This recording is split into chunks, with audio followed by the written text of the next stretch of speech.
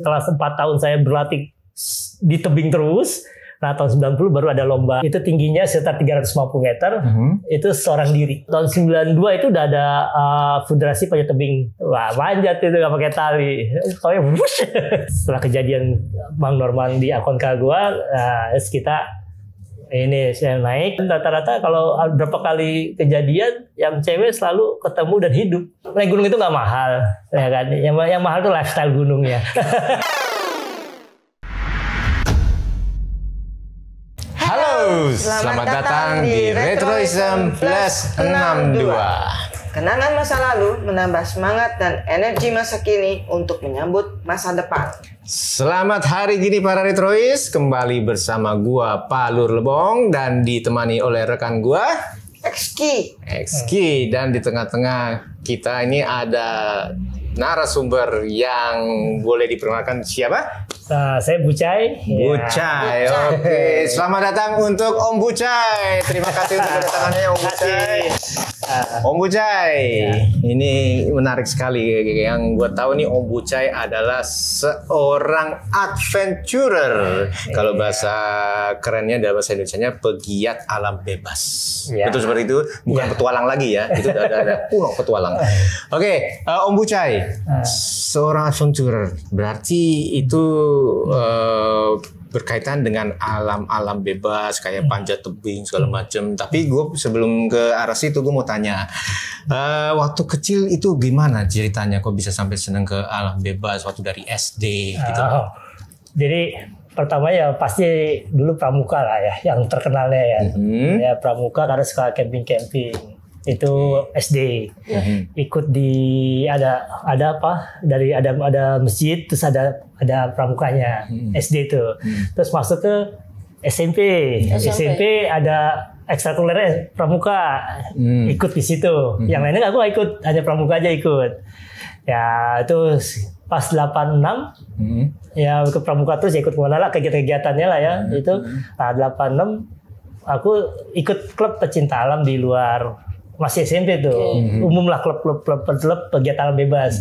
Ya udah, ya berkecimpung dari situ. Oh, jadi sebenarnya yang termotivasi itu dari ikut kegiatan pramuka. Tapi kan waktu di SD kan belum kelihatan banget ya. Artinya kan kita tahu waktu di pramuka mungkin kan kita belajar mengenai Morse ya kan. Terus apa lagi tuh yang apa P3K, tali temali, betul. Buat tenda, buat ini apa P3K-nya ya, dilatih semua gitu, morse segala. Itu sampai SMP. Ya sampai SMP.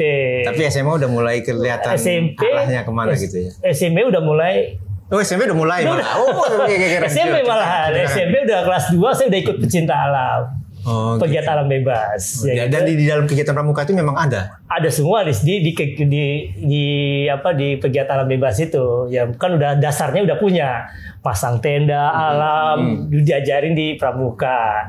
Terus pasang tandu di waktu kita sebelum masuk pegiat alam bebas, dasarnya di pramuka semua kita ada pelajarin. Jadi pas masuk ke pegiat alam bebas klub, kita udah punya semua itu ilmu-ilmu dasarnya. Jadi waktu itu saya masuk klub pecinta alam. Terus itu dididik di Rindam Jaya, di bawah Kodam Jaya itu. Nah itu selama 2 minggu di Gojlok. Ya pemuda Gojlok ya sama kayak tentara ya.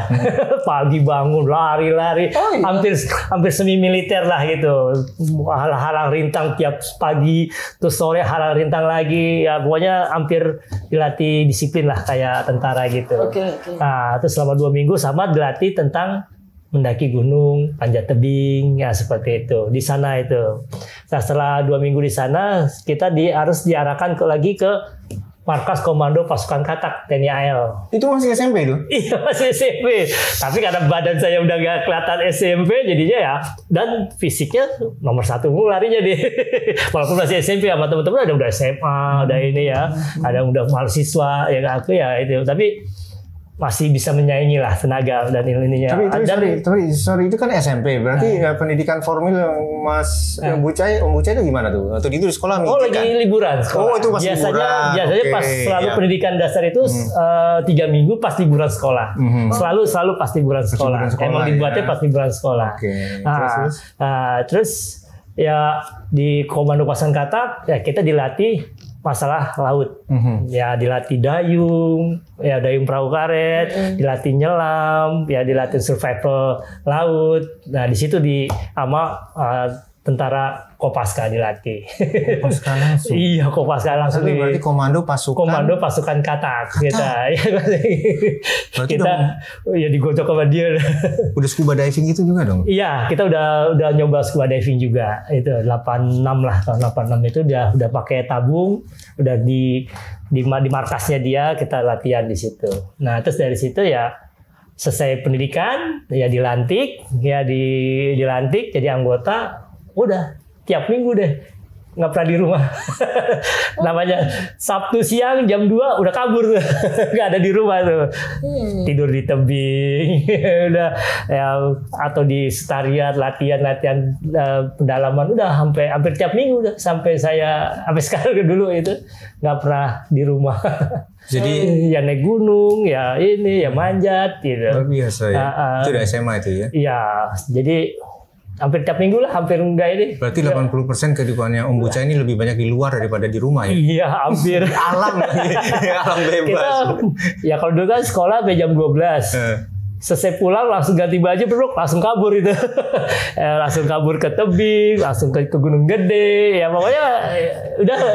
Bokap nyokap juga udah biasa nih. Paling anak gua kemana? Udah, karena gitu udah dilatih jadi percaya, maksudnya udah dilatih sama tentara, sama pasukan katak udah dilatih, jadinya orang tua, udah punya skill gitu, jadinya nggak takut lagi. Paling nggak ini ya. Udah nggak khawatir. Nggak mengkhawatirkan. Iya, persiapannya gitu. ada. Persiapannya ya, makanya ya sekarang gini ya harus ya anak-anaknya gitu. Eski mau tanya. Terus ya, tadi ngobrol-ngobrol mengenai klub pencinta alam. Awalnya itu emang menjadi pencinta alam biasa, terus kemudian mengkhususkan diri kemana? Ya panjat tebing itu. Ya karena punya waktunya hanya pertama punya waktunya hanya Sabtu Minggu, hanya di Sabtu Minggu aja. Terus yang bisa pulang pergi di panjat tebing. Jadi aku fokusnya ke panjat tebing karena waktunya ya. Tapi ya Senin Selabunya tetap ikut diving, latihan di kolam, tapi nggak karena kan kita ada di klub saya itu punya program Sabtu ke gunung, Seninnya latihan diving di kolam, sama Rabu ya udah, Kamis Jumatnya itu sama ini lari di Senayan. Ya, setiap hari tuh sore jalan terus itu, pergi terus itu, jadi kegiatannya ada terus gitu. Itu pas selesai itu ya? Iya, pas sudah selesai, saya tiap minggu latihan di tebing, terus Seninnya saya latihan renang, diving di kolam renang ya. Dulu di Cikini kita latihan renang, latihan alat-alat scuba. Tapi lebih fokus ke panjat tebing karena kalau ke laut ya dulu kan masih SMP kan, masih ini modalnya nggak ada, terus juga perginya kan lama kalau ke laut. Nah kalau ke tebing kan cuma berangkat pagi pulang sore gitu, atau berangkat malam minggu pulang minggunya, seperti itu. Emang kalau tebing di mana itu? Saya dulu di tebing di Cibinong, Kelapa Nunggal ya. Kalau dari sini Jakarta paling 2 jam lah naik motor, nggak deket lah tempatnya. Ya. Dulu naik motor apa? Dulu naik bus dulu. Naik bus dulu. Apa gimana? Ya janjian di tebing. Gitu. Jadi kita janjian di tebing, ketemu di tebing semua gitu. Itu SMP, SMA juga masih begitu? Masih seperti itu. Itu nggak pernah pacaran dong? Iya. Sabtu Minggu di pacaran di tebing ya. Yang bener Mas. Pacaran tebing aja, pacaran tebing romantis juga ya. Pacaran tebing gitu ya. Pacaran tebing, kapur dan ini batu-batu banyak. Tapi kan peminatnya nggak hanya laki kan, pasti ada yang perempuan juga ya. Ada gitu, ya? Tapi ya lebih banyak nggak? Banyakan cowoknya. Banyakan cowoknya. Ceweknya dulu. Cowoknya sih ya, ceweknya nggak terlalu banyak lah. Ada tapi ya nggak terlalu sering gitu. Tapi rata-rata ini cowok semua yang datang latihan. Gitu. Udah mulai ikut-ikut kejuaraan. Maksudnya ada kejuaraan nggak? Itu kejuaraan panjat tebing itu tahun 90. Jadi setelah 4 tahun saya berlatih di tebing terus, nah tahun 90 baru ada lomba panjat tebing buatan. di Jakarta. Jadi saya udah latihan 4 tahun, udah fisiknya, udah badannya udah kencang-kencang semua. Baru tahun 90 ada lomba panjat tebing pertama kali itu di Trisakti ya, dari itu tebing buatan ya. Tebing buatan pakai triplek dulu, masih pakai triplek. Itu tuh gimana sih perhitungannya? Waktu itu tinggi, kecepatan. jadi karena dulu masih pertama kali ada lomba masih peraturan masih belum bener-bener kan. Jadi hanya tertinggi yang siapa yang tertinggi dia menang. Jadi dulu masih jadi tingkat kesulitan namanya. Jadi yang tertinggi dia menang. Kemudian saya waktu itu masih SMA kelas 2. Ya kan, ya udah lawan-lawannya ya senior dari Bandung, dari yang bodohnya kenceng yang udah mahasiswa lawannya. Ya kita masih SMA, masih pakai abu-abu datang gitu ya. Ya teman-teman yang udah mahasiswa semua, ya udah. Ya tatonya saya bisa dijuara. Juara mana? Juara 1. Itu pertama, lalu dan hadiahnya itu cuma kecil, hanya sabuk pengaman aja. Iya, belum ada nominal. Tapi di situ ada satu kebanggaan sendiri, bisa ngalahin senior kan? Itu yang bisa ngalahin. Ya dulu kan Natabone pemanjat jago-jagonya kan orang Bandung, ya kan. Wah, ini kan kita Jakarta tuh nggak ini. Terus anak SMA bisa ngalahin jago-jagonya. Ya kan satu kebanggaan anak SMA bisa ngalahin. Betul. Iya, itu. Ya udah mulai dari situ ya udah. Ya naik turun terus, dan juara 1, juara 2, 1.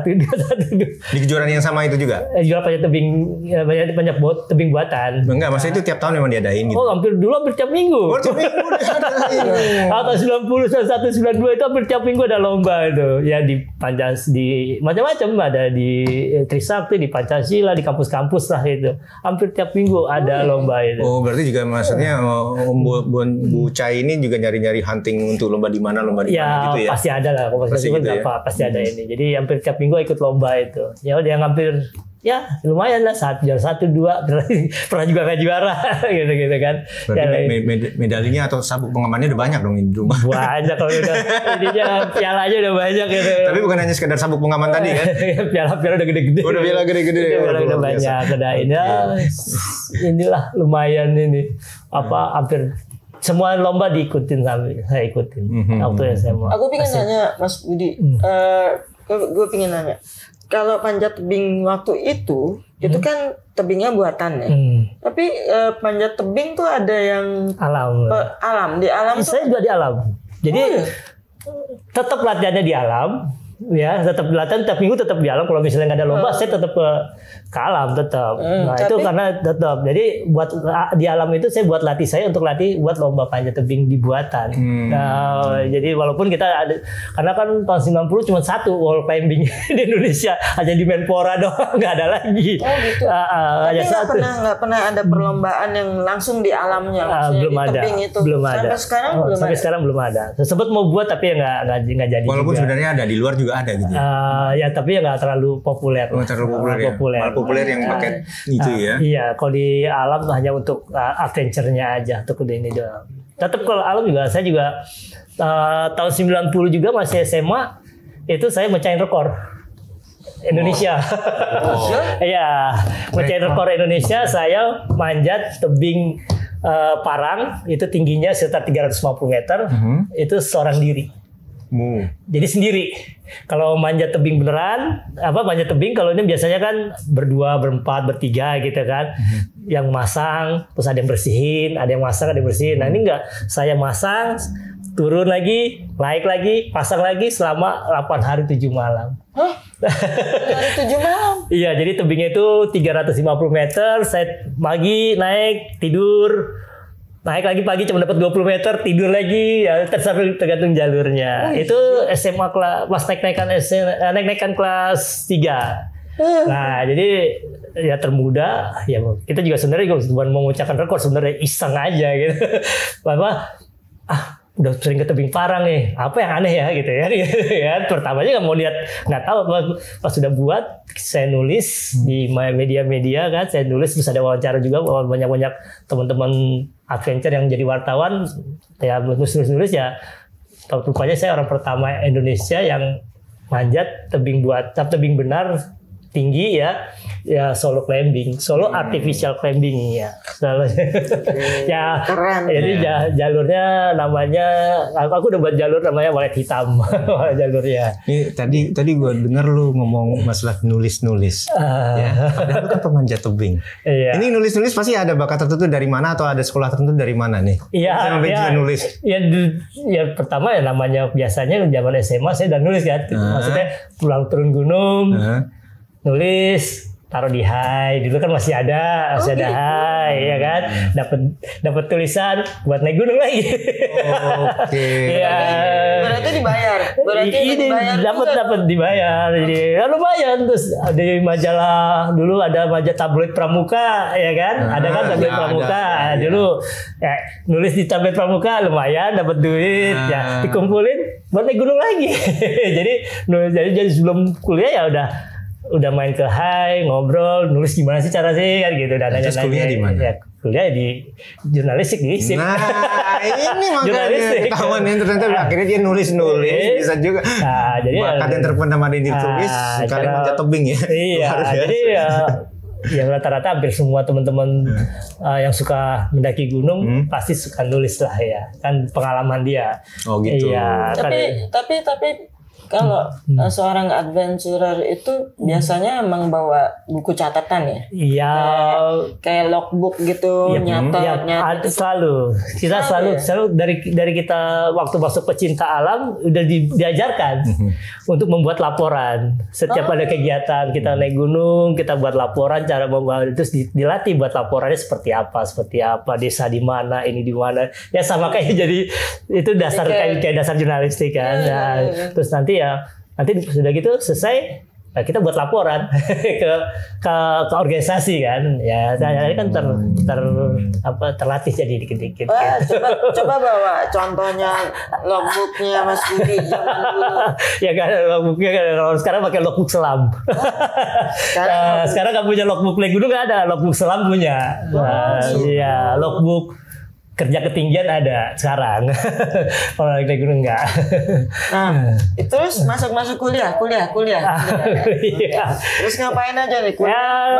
Masih berkutat sama. Masih jadi atlet kuliah. Sempat jadi atlet nasional lomba-lomba lah sih. Ya sampai berapa tahun jadi jadi atlet, jadi manjat tebing, ya naik gunung, ya sempatlah naik itu. Jadi selama kuliahnya gitu. Terus mendirikan ini juga organisasi di juga, kuliah dulu ya buat klub di kampus ya namanya Katerva ya, kita buat klub di kampus ya, saya pendirinya gitu.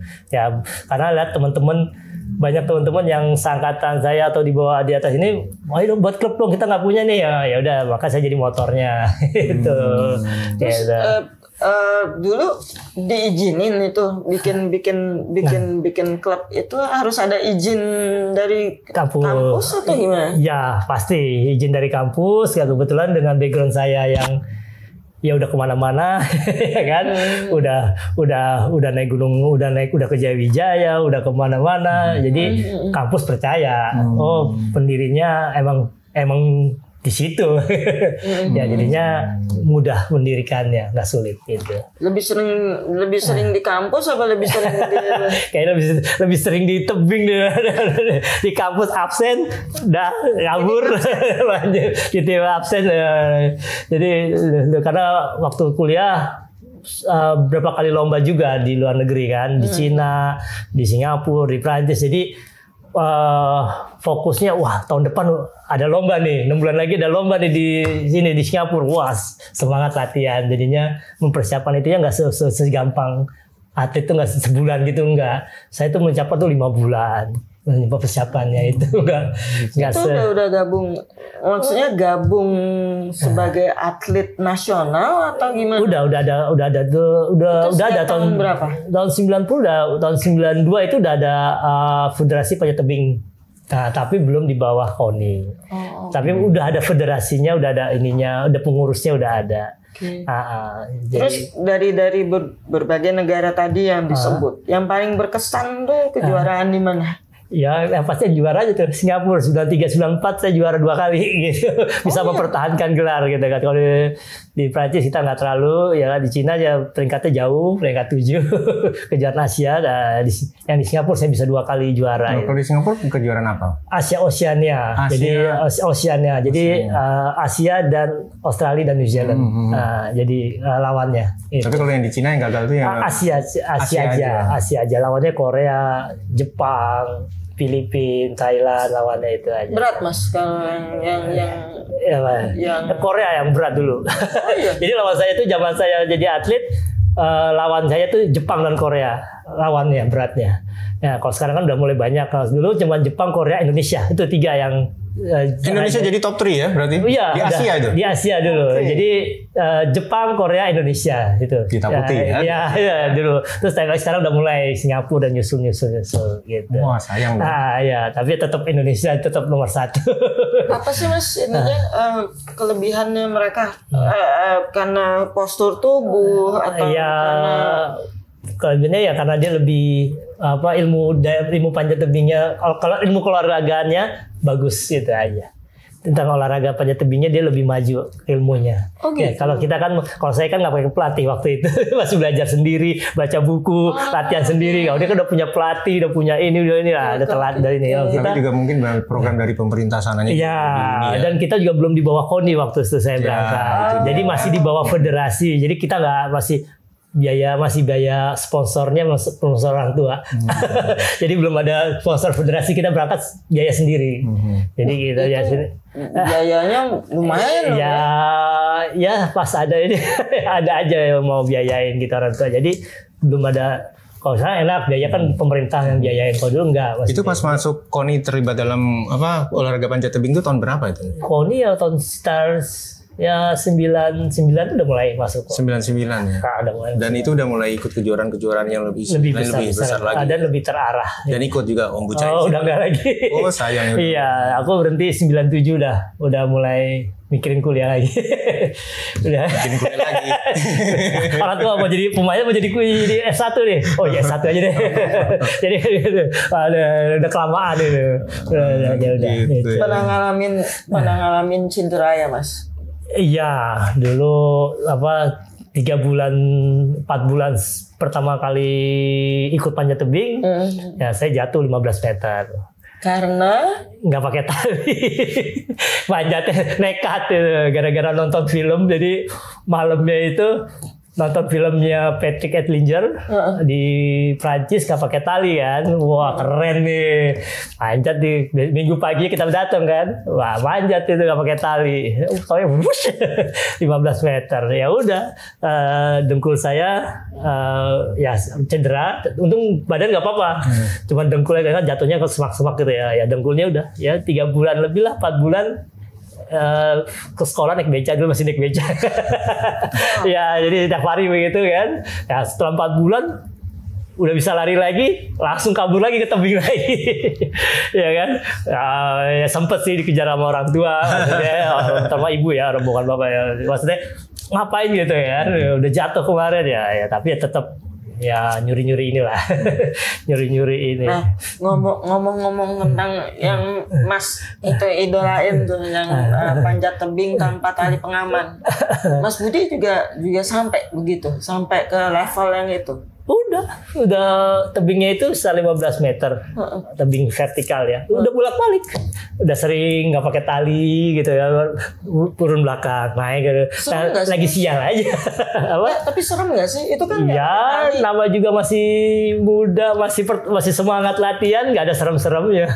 Tapi tebingnya itu emang benar-benar ada celah buat. Iya, ada nggak tahu lagi siang kan, jatuh berarti gitu. Pegang yang jebol. Om Bucai itu mesti mengenal banget dengan bentuk-bentuk batu yang bisa dicengkram itu seperti apa, itu harus tahu. Ya harus tahu, dan jalurnya juga kita udah sebenarnya jalur itu udah sering kita pakai. Ya udah sering pakai, udah tahu pegangan-pegangan yang mana. Ya mungkin udah tahu jalur-jalurnya, udah kita udah pakai tali waktu itu ya, udah sering pakai tali. Ya mungkin ya terus bosen nih pakai tali atau berarti pengen kayak gitu. Nah nggak pakai tali. Wah, ya udah pertama ini mungkin salah pegang atau ada batu yang ambrol, kita nggak tahu pas ya. Oh, itu berarti gue lihat kalau seorang panjat tebing itu harus mempunyai kesabaran satu, terus yang kedua juga ini ya ketenangan dan juga sabar dan apa ya? Jangan apa daya juang tinggi ya, jangan capek udah males ya, itu mikir juga loh kalau dipikir-pikiran karena batu apa yang untuk berikutnya itu kan gerakannya gimana itu harus kita pelajari tekniknya semua, karena kan teknik-tekniknya harus kita pelajari, harus selalu kita ingat terus, banyak simpul-simpul yang perlu dipelajari semua itu. Nah kalau yang gue mau tanya juga tuh ini tebing-tebing di Indonesia itu tebingnya lebih banyak yang berdiri tegak gini atau yang gimana? Banyak lah ya, ada yang tegak, ada yang miring gitu. Ada yang miring. Yang paling serem tuh kalau Mas Budi tuh paling serem tuh tebing yang kayak apa tuh? Ya dulu sih mungkin nggak takut-takut nggak ada takut, cuman ya wah ini di Jaya kita kan manjat jalur baru, jalur yang belum pernah dipanjat sama orang. Di Jaya itu jalur baru yang belum pernah dipanjat sama orang, jadi kita nggak tahu tuh seperti apa itu. Ya terus mendekati puncak ada jalur kayak atap gitu, ya kan udah tinggi, udah hampir 800 meter lah gitu ya. Ya kita ya harus kita lewatin itu. Jadi tebing begini nih. Iya kayak gitu miring gitu. Jadi ya kita akalin karena dengan ya udah biasa teknik, kita tahu ya pelan-pelan kita lewatin gitu. Itu jalur baru. Jalur baru yang belum pernah ya, nama jalurnya itu yang setelah kita berhasil sampai puncak itu jalurnya namanya Norman Edwin. Jadi orang itu ya pegiat alam bebas nomor ya senior saya gitulah ya, idolanya ya, pecinta alam Indonesia ya. Kebetulan setelah kejadian Bang Norman di akun gua, kita ini saya naik dengan teman juga ya dari Mapalawi juga, ya udah apa namanya nih jalurnya nih, ya jalur Norman Edwin deh, ya udah apa untuk mengenang teman kita gitu. Jadi ya namanya jalur Norman Edwin itu satu malam. Jadi waktu itu ada dari Wanadi dan Kopassus itu 5 hari jalur sebelah kiri. Nah terus kita berdua, berapa orang lah jaraknya, terus kita berdua sikat lagi jalur baru hanya 2 hari, jadi dipersempit lagi jadi 2 hari.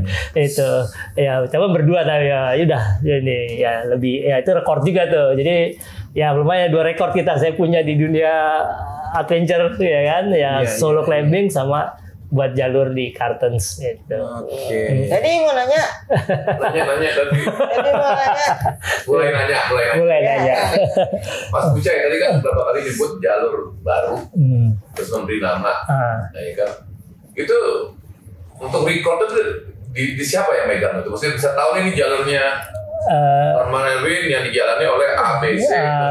Ya kalau gitu biasanya kita biasanya pecinta alam itu selesai kita nulis di majalah ya kan. Nah terus ya namanya komunitas kecil ya kan, itu kita ngobrol-ngobrol ya, oh ya ini belum pernah dibuat jalurnya ini oh yang buat ini. Nah terus nanti kita waktu 92 itu udah ada federasi panjat tebing. Jadi semua sejarah panjat tebing terrecord semua di kantor Federasi Panjat Tebing. Jalur-jalur itu. Iya, kalau di sekarang ya sampai sekarang udah ada sejarah panjat tebing Indonesia ya, muncul itu jalur Norman Edwin. Itu ada di Google-nya ya itu. Di tebingnya itu ada plakat. Oh enggak kita buat, cuman report aja hasil report. Tapi guide lokal setempat tahu bahwa ini jalur gitu, jalur siapa. Iya, kalau dia baca bukunya tahu dia jadi. Oh gitu. Itu lengkap dengan jalurnya. Ada. Mapnya itu ada itu. Nah, itunya dibuat mungkin di Google-nya Federasi di website Federasi Panjat Tebing mungkin ada itu dibuat. Biasanya ada selalu lengkap ya. Untuk panjat tebing sendiri siapa sih mempopulerkan pertama kali di Indonesia? Di Indonesia itu Kang Hari dari Bandung. Oh, gitu. Dari Skyger.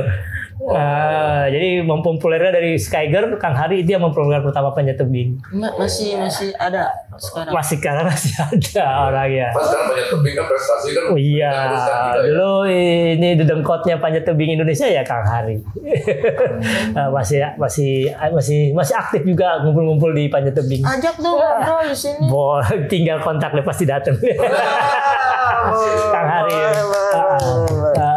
Nah, sekarang nih balik nih, aku mau nanya Mas Budi, sorry aku memanggilnya Mas Budi.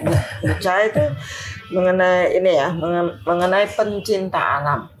Ya, kalau anak-anak dulu sering ada anak hilang lah di gunung, yang nggak tahu lah gimana tiba-tiba bisa lost gitu, bisa gimana.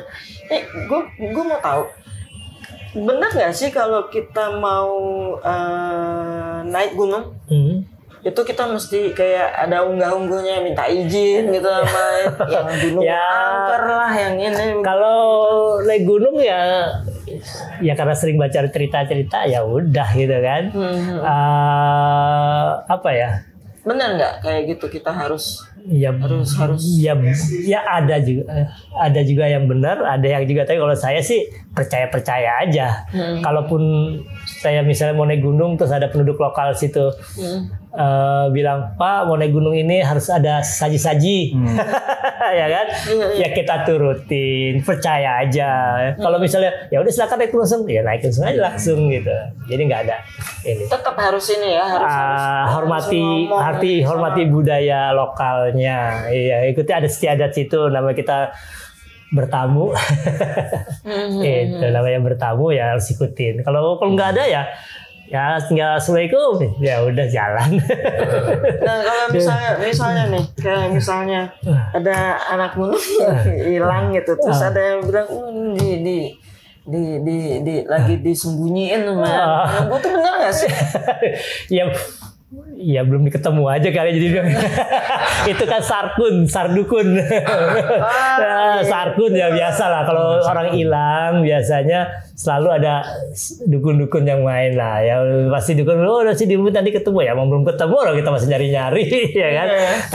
Ya sebenarnya emang karena dia mungkin masih bergerak, kita nyari ke sini dia ke sini, kita nyari ke sini dia begini, jadinya nggak ketemu. Ya mungkin apalagi yang hilang laki. Nah, kalau perempuan kalau hilang dia diem, nggak mau ini. Kalau laki hilang, wah saya juga kalau nyasar di gunung saya ini kan. Ya tim SAR ke sini dia ke sini, dia jadinya nggak ketemu gitu. Oh gitu. Jadi ya lebih mudah kalau nyari orang yang perempuan pada cowok kalau ya ini. Dan rata-rata kalau berapa kali kejadian yang cewek selalu ketemu dan hidup. Itu ya kalau cowok pasti udah meninggal di sungai lah, karena kurang ilmu mendaki gunungnya ya kan, karena kan terus rata-rata meninggal pasti di sungai rata-rata. Jadi jadi ada apa ini ada dulu ya masih sebelum ini. Kalau saya belum waktu pecinta alam masuk klub belum dilatih, kalau nyasar di gunung ikutin sungai gitu katanya. Ikutin sungai nanti kan ke kampung Badaran, itu salah gitu kan, karena kalau kita ngikutin sungai, turun ke sungai ke jurang, masuk sungai, kita mau naik lagi udah susah. Orang nyari sulit dicarinya. Terus di sungai udaranya lebih dingin daripada di atas. Karena di air terus kan. Karena jadi kalau kita makin dingin, kita daya tahan tubuh kita makin turun, ya bisa terjadi hipotermia, kehilangan panas tubuh. Nah, jadi bahayanya di situ. Ya, jadi dulu aturannya seperti itulah. Tapi sudah kita aku masuk dalam dilatih, baru ada bahwa kalau hilang di gunung itu jangan lari ke sungai, larilah ke punggungan. Gitu. Di punggungan lebih aman, udaranya nggak dingin, ya kan. Terus mudah mencari pertolongan, misalnya dilatihkan tuh teknik-teknik survival, pakai kaca, ada heli atau ada pesawat kita bisa tolong kan seperti itu, atau buat api ya seperti itu. Jadi lebih mudah dicarinya gitu daripada di sungai. Itu salah satu kesalahan dulu sebelum jadi pecinta alam gitu. Nah, terus kalau jadi pencinta alam tuh yang Mas Budi Cai dapetin ya waktu dilatih sama tentara apa polisi tentara gitu. Apa sih yang paling penting dibawa kalau kita jadi seorang adventurer? Ya, kalau saya pelatihan dasar dari naik gunung, yang pasti kita baju hangat, jaket hujan, celana hujan, ya kan, topi rimba, ya ransel, ya kan, ya pasti makanan juga ya. Terus pisau, ya pisau kecil, pisau besar kita bawa pisau itu pramuka tuh ya, pisau pramuka yang kecil yang kumpul yang aja jari ini, ya itu peralatan dasar ya kan. Sepatu wajib, jangan pakai sendal naik gunung, ya kan. Sekarang kan banyak tuh ada pakai sendal gunung gitu kan. Nah, usahakan pakai sepatu yang benar, terus ya pakai celana yang benar ya, jangan celana jean ya kan, celana panjang yang ini yang tipis tapi cepat kering kan, seperti itu. Nah, ya itu yang harus kita bawa itu. Peralatan pencinta gunung, anak gunung tuh mahal gak sih sebetulnya? Iya, dibilang kayak bajunya itu tergantung mereknya. Kalau merek-mereknya lokal-lokal ya murah, ya kan. Jadi nggak dibilang nggak terlalu, naik gunung itu nggak mahal, ya kan. Yang mahal tuh lifestyle gunungnya. Iya itu, bergaya di gunung itu. Wah, mesti pakai baju yang merek ini, merek ini, nah itu. Soalnya kalau naik gunung pakai ponco abri kan murah, selesai. Kan gitu.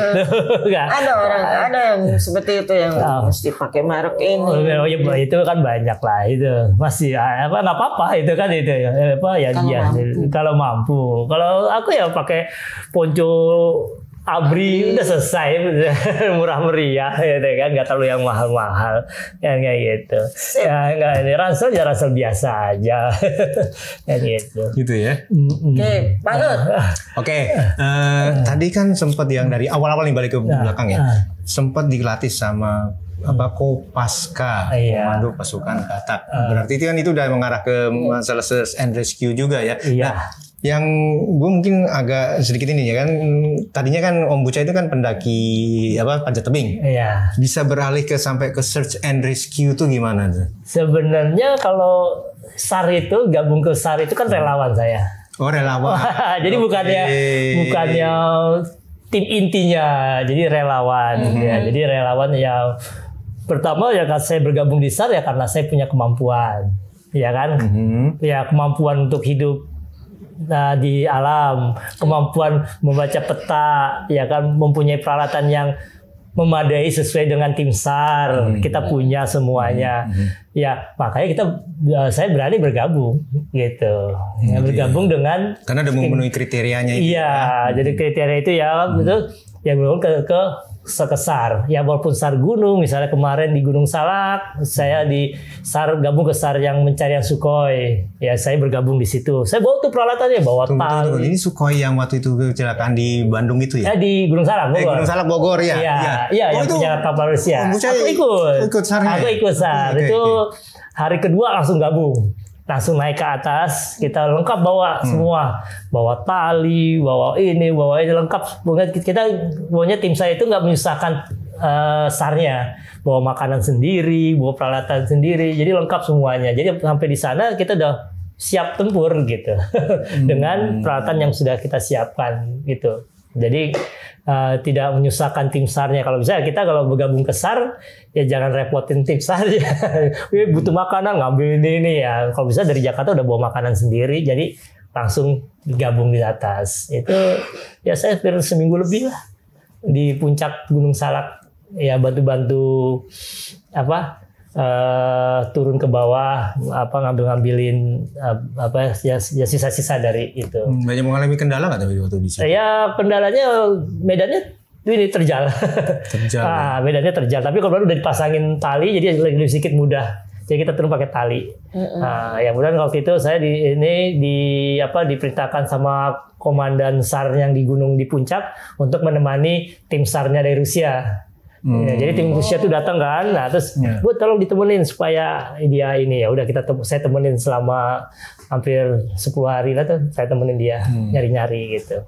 Ya jadi ya udah jadi guide SAR. Jadi pemandu SAR sambil ini.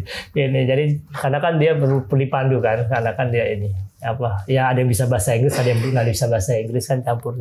Tapi pernah mengalami nggak sebagai tim SAR itu sampai istilahnya kayak insiden nasional gitu loh, sampai digabung semua SAR terus ikut serta juga Om Bucai, ada nggak? Saya ikut SAR di SAR Sriwijaya Air ikut. Sriwijaya Air ini? Ya, yang kemarin di Karawang, terus yang di Pulau Seribu, terus yang di Karawang juga Lion Air ikut juga itu. Jadi ya karena saya punya skill diving juga, ya kebetulan saya juga pelatih selam, ya karena kan kalau mau bergabung harus yang levelnya gini kan ya, karena saya udah punya sertifikat untuk yang bagus ya, gabung ke SAR untuk yang kapal jatuh di laut. Waktu itu saya gabung di POSI, Persatuan Olahraga Selam Seluruh Indonesia, jadi koordinator tim SAR-nya. Kan ada banyak tim SAR-nya, nah saya tim SAR POSI. Gitu. Luar biasa ya Om Bucai. Ya. Jadi selain selam, manjat segala macam, api udara lah. Pokoknya semua kegiatan alam bebas ya saya ikutin. Tapi ini ya, adalah satu sorry Pandur. Gak apa-apa. Adalah satu kayaknya kalau emang lu udah anak pencinta alam, lu nanti tua lo jadi tim SAR gitu, kayak gitu nggak sih? Ya enggak juga. Enggak juga ya. Iya, cuman karena punya waktu, ada waktu, kerjaan juga lagi nggak ada. Itu bisa ditinggal, kerjanya ada tapi bisa ditinggal, ya udah saya gabung di tim SAR dan sangat dibutuhkan, ya udah kita gabung di situ. Dan yang pertama ya skillnya kita punya, itu. Kalau kita nggak punya skill, ya kita nggak bisa bergabung, tapi mungkin kan nggak bisa di bidang yang divingnya, mungkin bagian nyiapin peralatan selamnya gitu. Tapi semua tetap bisa bergabung di SAR ya, nggak perlu nggak perlu harus punya skillnya, tapi kebetulan saya punya skill yang bagus untuk diving, ya kan sudah saya jadi instruktur sana, dan instruktur diving, jadinya saya bisa langsung ikut terjun ke lapangan. Kalau yang mungkin yang masih baru-baru penyelam mungkin masih di atas dulu deh gitu ya, nyiapin tabung, bantu yang nyelam itu. Jadi tetap semua level bisa bergabung di SAR. Ya, tapi mungkin tinggal masuk kemana nih gitu. Bergabung. Mas Budi sendiri memang sekarang memang akhirnya ngapain tuh? Ya hobi jadi kerjaan. Hobi jadi kerjaan nih. Dulu hobinya naik gunung, panjat tebing. Naik gunung saya jadi pemandu wisata, bawa bule-bule ke Jayawijaya. Bawa ya bos-bos Jakarta, ya kan kayak Pak Anindya Bakri, aku naik gunung bareng gitu kan. Terus panjat tebing, ya bersih gedung, ya kan, bersih kaca gedung, kan hobi. Tahu skill punya, seru turun gedung ya nggak masalah, gampang ya kan, bersih gedung. Saya punya itu juga, saya ngambil sertifikat juga untuk kerja di. Serius Mas? Itu ya ada sertifikat, saya ngambil sertifikatnya di Singapura. Jadi IRATA, International Rope Access Trade Association. Jadi sertifikat internasional saya punya. Itu baru kerja di gedung. Jadi bersihin gedung tuh nggak sembarangan. Nggak sembarangan. Ya. Gue kira itu dari cleaning service yang dari harus dia juga harus punya sertifikat juga. Ya kan ini masalah kan kekinian ya. Sertifikat yang lokal punya, pemerintah Indonesia buat, dan semua saya ambil yang punya luar gitu. Karena supaya bisa kerja di luar juga kan gitu. Kerja di luar negeri gitu. Misalnya pengen kerja di luar negeri di gedung-gedung di Abu Dhabi di mana gitu. Ya kan gitu. Atau kerja di offshore kita di perusahaan kilang minyak, kan mesti punya sertifikat yang internasional, bukan ini lokal gitu. Terus kalau hobi diving tadinya cuma hobi-hobi doang, sekarang jadi pemandu, jadi pelatih, ya kan, buka sekolah diving, sekolah diving. Ya saya buka sekolah diving di kolam Rindam Jaya. Jadi kembali lagi ke asal. saya di Balik ke 86 digojok di Rindam Jaya, sekarang kembali lagi ke asal di Rindam Jaya sebagai pelatih nyelam. itu bukan snorkeling lagi ya, udah diving ya. Udah diving dengan alat-alat lengkap, dengan tabungnya segala ini. Gue mau nanya nih masalah alat-alat lengkap. Kan Om Bucah ini kan di SAR, ya. Waktu itu kan di SAR udah zamannya retro, dan sekarang pun juga masih di SAR kan. Iya. Ada kemajuan tertentu nggak dalam hal-hal ininya? Gak apa tekniknya, teknis masalah teknis itu kayak. Kan kalau skill pasti udah skill dari orangnya kan. Peralatannya lebih canggih sekarang. Lebih canggih. Kalau dulu contohnya gimana, terus sekarang gitu kan kayak kalau gimana zaman, gitu. Ya mungkin 10 tahun yang lalu ya, kita misalnya nyari orang hilang di di Ciliwung gitu ya. Kita kan nggak tahu itu di posisi mana, ya kan ininya kan nggak bisa ngeliat gitu kan, karena sekarang udah ada sonar. Jadi udah ada kayak sonar, jadi kita bisa tahu tuh posisi orangnya di mana gitu. Nah kemarin baru dicoba tes sonar untuk mencari orang gitu kan. Itu ada tuh sonar yang bisa mobile sonar ya, mobile sonar tuh udah ada gitu. Dan itu bagus sekali ya. Itu ketepatan posisi bisa tepat benar itu. Terus dulu kita diving nggak bisa ngobrol. Gak bisa ngobrol kan? Bener, karena gigit kan? Gigit kan? Nah, sekarang udah bisa ngobrol pakai full face, ada speakernya, bisa ada HT-nya. Jadi bisa dengerin musik juga. Denger kalau di atasnya pakai ini, musik kita pencet ya, jadi bisa kan gitu. Jadi sesama sekarang udah kita nyari kayak kemarin waktu saya ikut SAR. Mobil kapal polisi yang di Batam, saya kan ikut gabung juga, gabung di waktu itu ada kapal polisi, pesawat polisi jatuh di Batam, saya gabung di situ, ya kan pakai full face, sama temen ngobrol, kan enak, sambil nyari itu sama atas yang di kapal bisa ngobrol juga posisinya di mana ini, jadinya udah makin ini. Dan itu memang lebih sangat memudahkan untuk pencarian ya. Memudahkan pencarian, mengkoordinasi juga. Koordinasi juga. Misalnya kita ada apa-apa di bawah atau kira-kira seperti apa, kita bisa mengkoordinasikan di atas, terus di atas bisa cepat turun membawa sesuatu yang bisa dibutuhkan di bawah kan gitu. Jadinya lebih cepat ininya teknologinya gitu kan ininya. Nah, ini udah enak sekarang. Kalau dulu kan cuma pakai nggak bisa ngobrol, cuma pakai isyarat doang. gitu. Nah, sekarang nggak perlu. Butuh tali, butuh ini, tinggal ngobrol aja. Ya nggak perlu pakai isyarat lagi udah sekarang. Itu kan dalam konteks SAR ya, Mas Bucah. Kalau dalam konteks keasikan, rekreasi, orang adventure. Ada berkurang nggak? Karena zaman dulu kan kalau disambung dengan zaman-zaman kalau sekarang lebih tali temali, belajar mencari. Sekarang lebih canggih lagi. Dulu peralatannya mungkin kita mau naik ransel bisa bawa 30 karena kan ranselnya kita udah berat, tenda kita udah berat. Sekarang udah ultralight. Udah ranselnya udah mulai tipis tapi kuat. Tendanya bahannya tipis-tipis, fibernya bahan fiber kuat tapi kekuatannya sama seperti yang berat. Udah enteng lagi. Tadinya 5 kilo tenda, sekarang jadi 2 kilo. Jadi lebih efektif lagi. Tapi keasikannya berkurang nggak sebagai seorang adventurer? Sama. Lebih asiknya lebih nggak gitu loh. Kalau hilang sih enggak. Lebih asik karena lebih barangnya lebih enteng. Lebih nyaman. Ya kan? Terus kalau panjat tebing, tadinya talinya pakai 10,5, kita pakai yang 9 mili tapi Kevlar bahannya. Kan lebih enteng. Kalau adventure-nya sama ini. Sama aja. Saya nyambungin tadi panjat tebing. Sorry. Mas Bucah tadi nyebutkan antara mendaki gunung sama panjat tebing kan. Itu pasti ada perbedaan dong. Iya.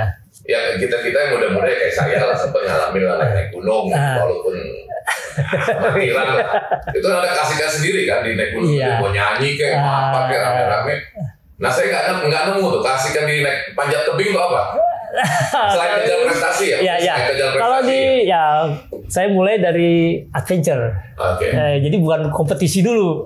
Jadi saya tuh 4 tahun nggak kenal kompetisi panjat tebing. Jadi pengennya tuh otaknya saya mau ke Elbrus, saya mau ke El Capitan, gunung yang tingginya 1000 meter. Jadi itu saya manjat ini misalnya 1 jalur udah selesai. Pengen lagi yang challenge-nya lagi lebih sulit lagi. tingkatnya lebih naik. Jadi itu ya kalau dulu. Jadi pengen makin hari jalurnya makin yang pengen lebih sulit lagi. Jadi ya tantangannya itu kalau di alam banyak tebing ya. Jadi misalnya saya ini jalur ini levelnya level 5-10. Wah, udah luar kepala nih. Harus naik lagi ke 5-11. Cari lagi jalur 5-11 ya. Di Jakarta, Indonesia saya nggak ada jalur 15. Saya berangkat ke Thailand, ke Phuket. Manjat jalur-jalur yang baru dan tingkat kesulitannya lebih tinggi lagi. Sampai ke Thailand saya berangkat manjat tebingnya di Pranang itu. Itu pulau tuh surganya panjat tebing Asia karena tebing semua ada 1000 jalur. Gitu di Thailand itu. Daerah Phuket itu ya. Daerah Phuket itu seminggu, 2 minggu, 3 minggu di situ nggak habis tuh jalur. Jadi makin hari kalau udah selesai satu masih pengen yang lebih naik levelnya, lebih naik daninya. Itu yang kita cari. Pertanyaan lebih lanjut Mas, kalau saya ngelihat dari ceritanya Mas Bucai kan kayaknya akrab dengan tanda kutip kesendirian kan. Manjat tebing tuh sunyi, sepi. Nyelam itu kan sunyi, sepi gitu. Cuma satu yang Mas belum mungkin nggak tahu ya. Terjun paling mudah. Belum. Itu cuma satu tuh yang Mas belum lakuin. Apa itu dicari? Selain tentunya hobi ya. Tapi sebenarnya bukan ini ya bukan kesendirian ya, kayak saya solo climbing Parang itu kan.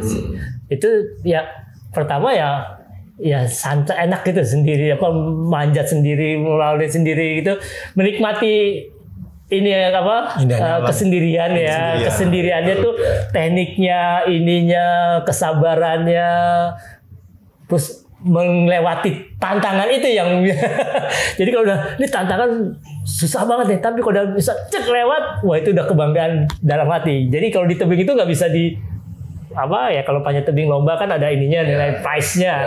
Kalau di alam di sini yang bangga kepuasan diri sendiri. Wah, gue bisa lewat. Udah selesai pulang, kembali lagi belajar. Jadi itu tantangannya. Sampai sekarang pun juga begitu. Misalnya itu bisa lewatin ini, wah udah selesai di alam, ya udah kembali lagi. Besoknya ya santai lagi. Nah, tapi untuk melewati itu butuh persiapan yang lama, itulah yang menjadi kayak naik gunung. Di atas sih biasa aja, ya kan? Buat Mas Bucai biasa. Sampai di atas biasa aja, tapi mencapai itu yang seru. Prosesnya itu yang seru, ya gitu. Kalau puncaknya selesai udah gitu. Nah, persiapan prosesnya, peralatan, packingnya, ininya, ya kan?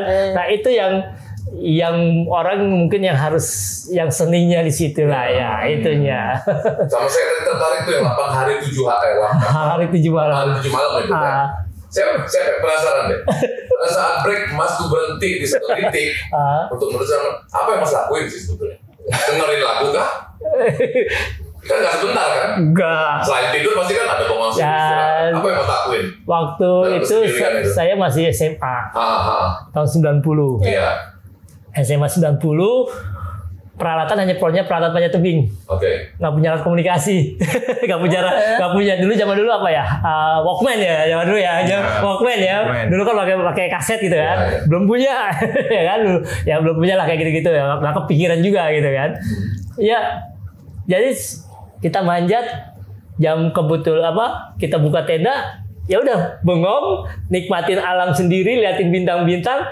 Terus karena kita nggak punya HT buat di teman-teman yang di bawah, jadi teriak-teriakan dong, iya, oh hidup. jadi yang di bawah, teman-teman yang di bawah itu cuma teriak, udah, oh masih ada, masih hidup berarti. Mas nggak sendiri ya, ada tim pendukung di bawah. Tim yang ya sebenarnya pendukung juga nggak punya apa-apa juga, cuma memantau aja dan memantau juga. Waktu saya udah 4 hari itu juga. Kan ya berita saya solo cepat tersebar kan. Namanya, Budi solo. Teman-teman Bandung ini dong pengen buktiin bener gak solo. Namanya itu kan harus ada, dia pasti bener gak tuh solo anak SMA gitu kan. Yo datang dia, oh iya bener lagi di atas gitu. Jadi malah bagus, oh ada buktinya nanti kan. Oh iya bener sendiri di atas gitu. Ya dan penduduk situ pun Ramai juga datang. Tahu juga kan, penduduk kampungnya sih itu Pak Bucai itu yang naik sendiri itu. Jadi apa berita-berita tuh ya dulu zaman dulu ya seperti itulah ininya apa logbooknya. Nah lanjutannya Mas, di antara kalangan para pencinta pemanjat tebing itu prioritas gengsi itu di mana sih Mas? Kalau apa aja nih, misalnya, nih gila nih, ini orang nih gila nih gitu. Apa sih kriteria-nya misalnya apa dia mencapai puncak tertinggi atau buka jalur baru apa nggak tahu? Kalau pertama ya bisa memecahkan memanjat jalur tersulit. Ya gengsinya nih kalau di alam ya. Terus membuat jalur baru, ya kan.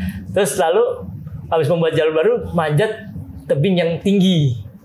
Ya kayak di El Capitan di Amerika kan 1000 meter tebingnya. Wah itu bisa tembusin, wah itu udah kebanggaan hebat gitu kan. Nggak hanya orang Indonesia, seluruh pemanjat dunia gitu kan. Pasti mau itu kan.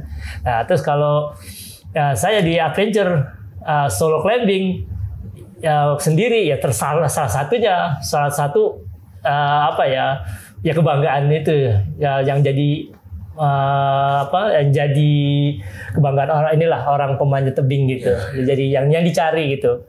Itu setelah saya itu juga ngikutin luar negeri. Jadi waktu itu ada pemanjat luar negeri itu dari cewek malahan di Solo. Wah boleh juga deh solo deh pakai solo deh. Saya cari tuh buku-buku caranya gimana kan kita nggak punya buku. Akhirnya ada teman dari Amerika datang ngasih buku solo climbing. Wah pelajarin itu ya. Akhirnya udah ya mulailah gitu belajar manjat solo climbing gitu. Nah, ya selama malam itu ya 8 hari malam ya nyantai, ngisi makan apa yang ada kita bawa karena saya bawa semua makanan 8 hari 7 jam tuh nggak ada support. Jadi bawa ransel ada mungkin saat itu ada 2 ransel besar 1, ransel kecil 1. Dua ditarik.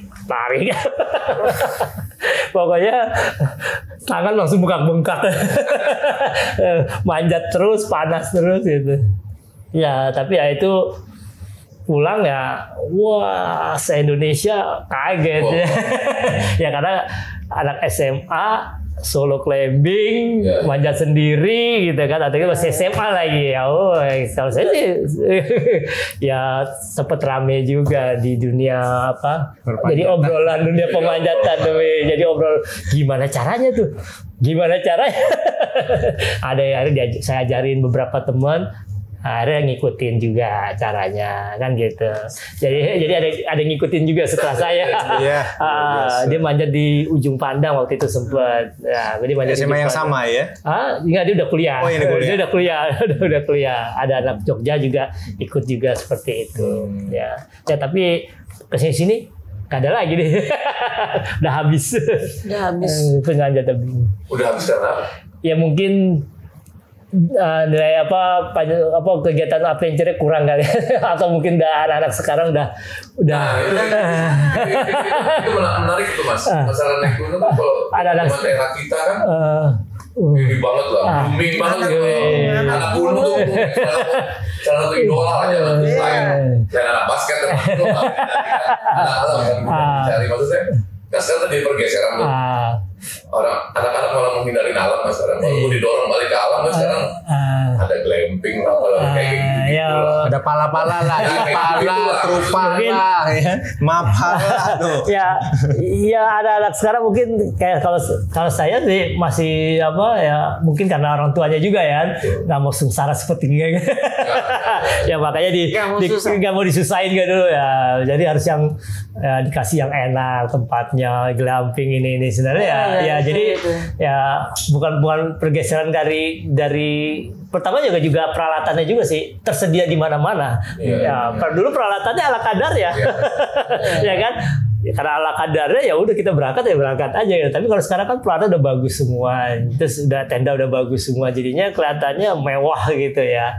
Ya tapi kalau dari segi adventure-nya emang sedikit berkurang dari penurunan dari jumlah orangnya, jumlah jalur yang terbuat ya seperti itu.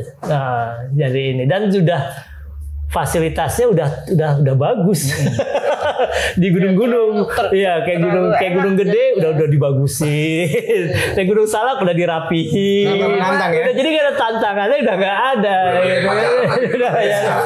Jadi emang udah dimanjakan dengan pertama bagus juga karena mengurangi korban, ya kan. Istilahnya ada jalan tol ya di situ ya. Mengurangi nyasar di gunung, mengurangi seperti itu juga. Ada bagusnya berarti juga. Suatu waktu nanti ya gunung ada eskalator ya. Itu gimana tuh? Ya kan? Itu susah itu ya. Karena mau dimanjakan orang. Kayak Rinjani kan rencana mau kabel car. Oh iya benar. Rencana. Di Selam juga terjadi gitu. Di Selam juga terjadi penurunan atau makin meningkat Mas? Kalau di Selam ya peralatannya makin canggih. Nah, ya, peminatnya kalau di dunia diving ya banyak lah, sudah makin banyak ya para orang-orang yang pekerja udah mulai banyak juga. Nah, dan terus juga penuh, masih penuh. Yang punya uang. Yang punya uang.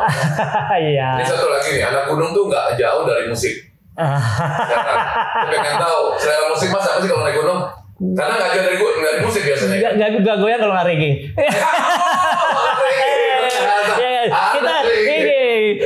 Kita kan musik dugem kalau goyang gitu ya. Kalau reggae goyang sendiri ya. Goyang kalau itu. Kalau film ada yang direkomendasikan nggak mengenai panjat gunung atau? Kalau film-film ya soalnya gue ada satu nih yang bagus tuh, Cliffhanger. Ya Cliffhanger bagus itu Cliffhanger sama yang baru yang ini yang ada actingnya boleh itu. Cliffhanger juga bagus filmnya karena itu emang benar-benar dia manjat solo Wolfgang Gulit. Ininya stuntman-nya Wolfgang Gulit ya namanya. Stuntman dari pemanjat top Amerika. Ya kan itu stuntman-nya itu benar-benar emang dia solo nggak pakai tali dia manjat itu. Emang bener dia. Itu. Iya. Terus kalau anak sekarang kalau mereka tertarik dengan panjat pinang, tempat nongkrong anak panjat pinang. Belum 17 hari. Iya. Gue juga enggak baru. Sorry. Mereka datengin kemana biasanya? Kalau panjat tebing. Sekarang kalau panjat tebing itu udah bagus banget fasilitasnya. Semua gor, semua kampus ada panjat tebing. Jadi nggak susah lagi. Kalau dulu kan gelanggang remaja pasti nggak punya. Sekarang setiap gelanggang remaja di mana aja pasti ada tempat nongkrongnya wall climbing. Jadi nggak sulit sekarang. Nah yang sulitnya sekarang adalah bagaimana yang ngelatih supaya aman panjat tebing itu. Nah jadi kita nggak bisa datang. Nah, kalau bisa kita cari pelatih atau teman yang ngerti panjat tebing, safety-nya supaya tidak tercelaka. Itu yang ada sertifikasi juga untuk Indonesia untuk lokal. Untuk pelatih kita ada, ada pelatihannya ada. Maksudnya ada sertifikasi tadi? Ada sertifikat untuk pelatih ada. Oh ada juga. Ada kita sertifikat pelatih. Pasti kan Ada pelatih. Ada sekarang ada bilayer aja ada sertifikatnya sekarang. Internasional lagi Pak. Itu sertifikat bilayer internasional ada gitu. Jadi udah yang lokalnya ada, internasionalnya ada. Itu. Mas Budi dulu kalau sesama pemanjat tebing nongkrong di mana Mas? Kalau saya karena kalau di tebing ya sekitar Jakarta ya Cibinong, Citata seperti itu. Itu nggak pernah ngumpul-ngumpul terus ngopi-ngopi di mana? Ya, gitu. Ya di tebing, di bawah tebing. Di warung-warung di warung-warung tebing. Nggak bisa. Jadi bisa nemuin. Kalau nongkrong di kafe itu kita nggak pernah kita nongkrong gitu. Kita pertanyaan yang salah. Kita di warung emak tebing ya kan, emak gunung sana atau di kaki gunung di warung-warung di Gunung Salak. Nah, itu kita ketemunya di situ malahan. Kalau di Jakarta ya jangan terlalu gitu. Ya kan. Mas, satu lagi Mas. Mas kan diving nih. Iya. Mas, ini nggak sih kepikiran nggak sih suatu saat diving untuk mencari harta karun? Suatu saat sekarang pun mau, Pak. sekarang aja suka kalau lagi nyelam sambil lihat-lihat harta karun ada nggak, ya kan? Nemu akhirnya suka-suka nemu sepatu, masker. Oke. Wah lumayan nih masker nih, punya siapa nih? Kemarin di Bali saya lagi diving nemu drone. Ya kan? Ada drone. Ada drone jatuh gitu kan. Aku ambil ya kan drone. Ya kan emang nggak dipakai kan, aku bawa aja. Terus iseng aja gitu kan. Ada namanya ya kan. Saya cek di Facebook, muncul namanya. Saya kontak, saya nemuin drone kamu nih. Tau-taunya orang Australia gitu kan. Iya, terus dia ngobrol-ngobrol, Budi itu drone baru saya beli seminggu nih. Terus dikasih fotonya terakhir sebelum drone-nya jatuh.